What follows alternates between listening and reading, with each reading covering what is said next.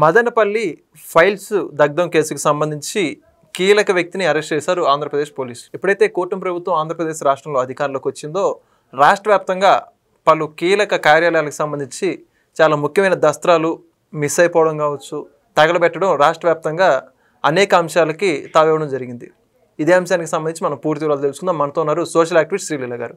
Madam నమస్కారం అండి. నమస్తే అండి. మదనపల్లి ఫైల్స్ దగ్ధం కూటమి ప్రభుత్వం అధికారంలోకి వచ్చేది రాష్ట్ర వ్యాప్తంగా ఒక సంచలనంగా మారింది. అవును, చాలా కీలక విషయాలు, అనేక రెవెన్యూ ఫైల్స్ దగ్ధం అయిపోవడం, ఇవన్నీ కూడా ఎవరు చేశారు, ఎందుకు జరిగింది చెప్పేసి అందరిలో ఉన్నటువంటి ప్రశ్న.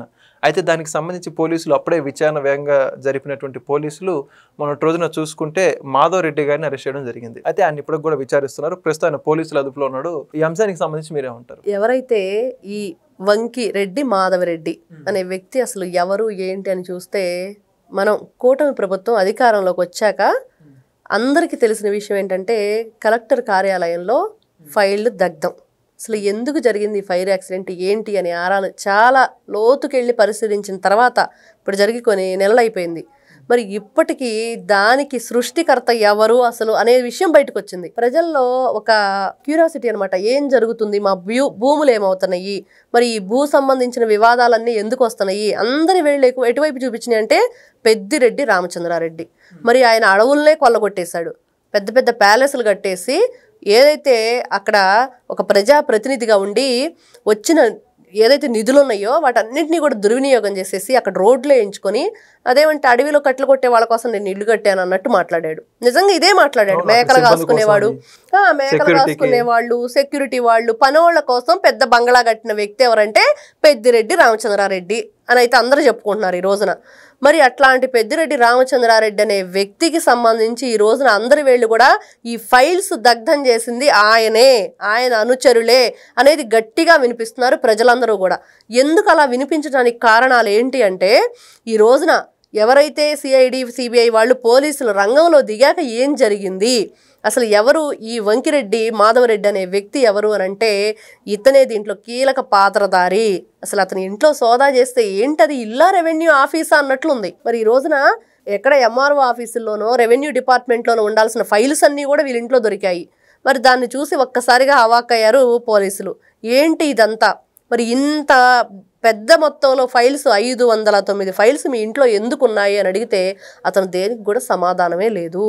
అదేవిధంగా పెద్దిరెడ్డి రామచంద్రారెడ్డి గారి అనుచరుడు పిఏ ఎవరైతే ఉన్నారో తుకారం అనే వ్యక్తికి ఇతను 331 సార్లు ఫోన్ కాల్స్ చేస్తున్నాయి.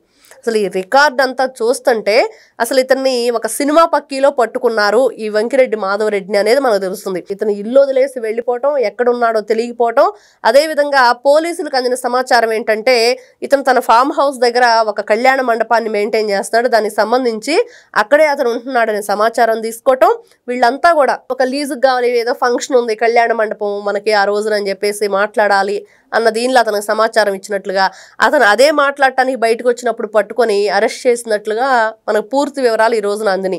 మరి అట్లాంటి వ్యక్తి మరి ఏం చెప్తున్నాడంటే పోలీసులకి కొంచెం కూడా అతను సహకరించలేదు. ఎక్కడా కూడా సిఐడి వాళ్ళకి ఏ విషయం కూడా అతను ప్రతిదానికి నీళ్లు నములుతున్నట్లే ఉంటుంది కానీ ఒక్కదానికి కూడా సమాధానం లేదు. ఈ రోజున వాళ్ళు ఎన్ని క్వశ్చన్స్ వేశారంటే, ముందుగానే ఏదైతే ఫ్రీ ల్యాండ్ అయితే ఏదైతుందో దీనికి సంబంధించిన సమాచారం మీకు ముందుగానే ఉందా, ఏదైనా దీంట్లో ఈ భూమికి సంబంధించిన యాజమానులు భూమి ఎంత గందరగోళం చేశారు, ఎన్ని వేల ఎకరాలండి ఇది, ఇంతమందివి. మనం ఫస్ట్ చూస్తే మంగళగిరిలో నారా చంద్రబాబు నాయుడు గారు జాతీయ పార్టీ కార్యాలయంలో ప్రజల దగ్గర నుంచి కొన్ని ఏదైతే వాళ్ళకు సంబంధించిన ఏదైతే ఈ వివాదాలు కానీ భూ వివాదాలు కానీ ఉన్నాయో దానికి సంబంధించి అన్నీ కూడా అందరూ కూడా మీకు సంబంధించి నాకు ఇవ్వచ్చు లెటర్లు అన్నప్పుడు, అర్జీలు ఇవ్వచ్చు అని చెప్పినప్పుడు ఆ అర్జీలకు సంబంధించి ఎక్కువ స్థాయిలో వచ్చినాయి అంటే భూ వివాదాలు. ప్రతి ఒక్కరు కూడా ల్యాండ్ మాఫియా చేసేసారు వీళ్ళు, ఎక్కడ చూసినా ల్యాండ్ మాఫియా. వీళ్ళంతా ఏం చేశారంటే ప్రజలందరూ విసిగి వేసారిపోయి సాక్షాత్తు ముఖ్యమంత్రి నారా చంద్రబాబు నాయుడు గారే అర్జీ పెట్టుకోమన్నారు, ఇంకా మనకు భయం లేదు, మన ప్రభుత్వం వచ్చింది అని చెప్పి వాళ్ళలో ఒక భరోసా వచ్చిన తర్వాత ప్రతి ఒక్కరు ఇచ్చి కంప్లైంట్ చేయడం జరిగింది. ఈ కంప్లైంట్ వెళ్ళిన తర్వాతే అక్కడ ఫైళ్ళు దగ్ధమయ్యాయి. ఇదంతా ఒకదానికి లింక్ అయ్యింది, మనకు క్లియర్గా కనిపిస్తూ ఉంది.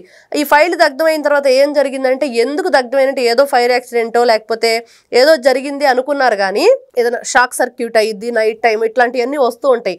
కానీ దీని మీద కీలకంగా పరిశోధన చేయాలి అనే ఆలోచన ప్రభుత్వం నుంచి పోలీసులకు ఆదేశాలు వెళ్ళటం, అదేవిధంగా ఈ రోజున చూస్తే అది ఎక్కడి వరకు వెళ్ళిందంటే మొత్తం రెవెన్యూ డిపార్ట్మెంట్కి సంబంధించిన ఫైల్స్ అన్నీ కూడా ఈ మాధవరెడ్డి గారి ఇంట్లో దొరకటం, ఇతను దేనికి కూడా సమాధానం చెప్పకపోవటం.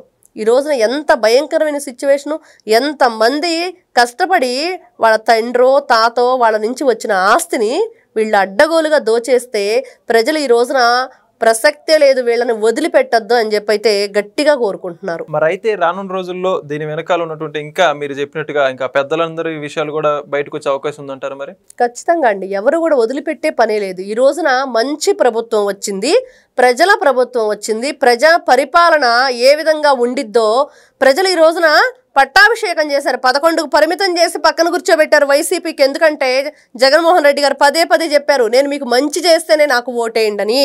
అది నిరూపించారు ప్రజలు. ఎందుకంటే వాళ్ళు ఓటుతో సమాధానం చెప్పారు, ఏమని, మీరు మాకు మంచి చేయలేదు అని. మరి 2019 నుంచి 24 వరకు ఈ రోజును చూస్తూ ఉంటే ఒక్కొక్కటి మనం ఏమన్నా క్రైమ్ సినిమా చూస్తున్నామా అన్నట్లు ఉంటుంది. మరి వివేకానంద రెడ్డి గారి హత్య కేసు ఏమైంది? ఇంకో వైపు చూస్తుంటే ఈ రోజున శాండ్ ఒకటా రెండా, ఎటు వైపు చూసుకున్నా కూడా వీళ్ళు రోడ్లు కూడా తవ్వేసి కంకర్ను కూడా అమ్మేసుకున్న భయంకరమైన సిచ్యువేషన్ నుంచి ఈ రోజున ప్రజల యొక్క పరిపాలన వచ్చింది. ప్రజాప్రతినిధులుగా ఉన్నాళ్ళు మాకు న్యాయం చేస్తారు.